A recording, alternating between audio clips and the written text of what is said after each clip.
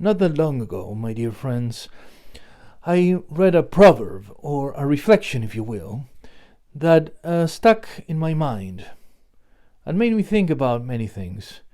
Made me think about eating, because at that time I'd been in deep fast for 72 hours. But nonetheless, it did make me think of sports and the disparity that we see in the world in general. And this is the proverb: victory over the weak is more shameful than any defeat. Or along those lines. I'm quoting from memory, so apologies if I miss or add an extra word. But it's a beautiful proverb, and it just instantly, as a former sports fan, took me there. Why? Because let's take football, and I'm not talking about the sport that's mainly played with the hands, like the American football, just the real football depicted in the word football. You kick the ball with your foot. Occasionally you can touch it with your hand, but you might be yellow carded, red carded, or if you're a goalkeeper, that's fine. But yeah, it did make me think of the sport, football in this case, but you can apply to whichever sport you fancy the most, right? But we have the powerfuls there, teams that have a budget a million times stronger than the weakest in their own division. So Premiership, Spanish, La Liga, Calcio Italiano, it doesn't matter. You have the super powerful, the Amazons of those leagues, and then you have the local shops that are struggling to survive. So, well, that's fine. Perhaps that's evolutionary Darwinism. But as humans, we have a duty perhaps to go beyond the realm of what just happens to us, and we can tweak things. So why am I talking about football after such a deep proverb? Because we celebrate the victory over the weak, forgetting the context.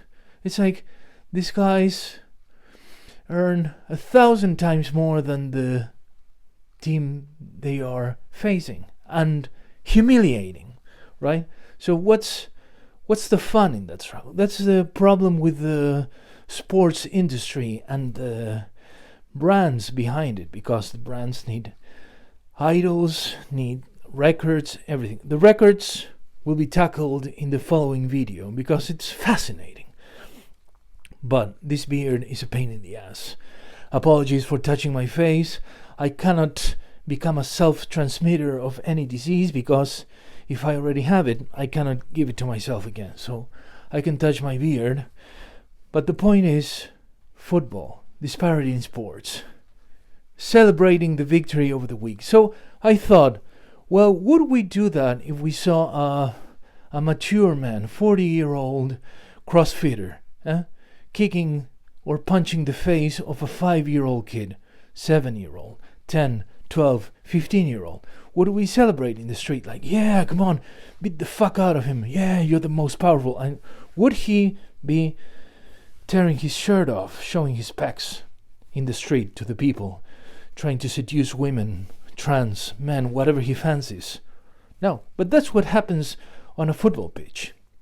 You have whatever star you want, score the 7th goal of the match, because yes, they're winning 7-0, and he celebrates like it's the end of the world. Come on, man, you're doing the same as that fictional man in the street kicking the fuck out of a little boy. That's very, very uneven, unfair, let's call it. Or the same with a boxing match. I mean, it's just, the disparity is so big.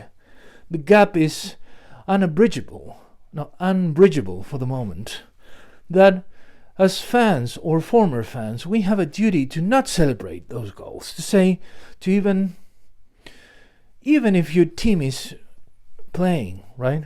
Well, you can, a little bit of your heart can go to that weak rival. To say, okay, do well. I know you have 5 minutes of hot water in your shower, so, and that's why, intuitively, we root for the weakest team in a match. If you are neutral, you don't know who's playing, you will ask, well, who's the underdog? Them. Okay, I'm rooting for them. There's something in our nature that wants everyone to thrive. So, next time you celebrate the 6th, 5th, or 11th goal of your team, again, whatever sport you fancy, think about my analogy of the adult man kicking the fuck out of a little boy in the street, and see how you feel. Because remember, the victory over the weak is more shameful than any defeat.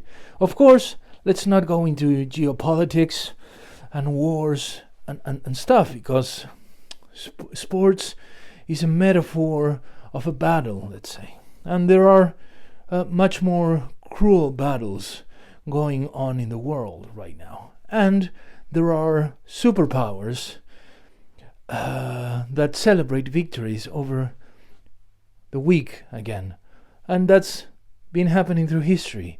But as a beacon of sanity, our obligation is to remind you of that. So next, I'll discuss athletics, the Olympic Committee, doping, scapegoats, and all of that. Thank you for watching.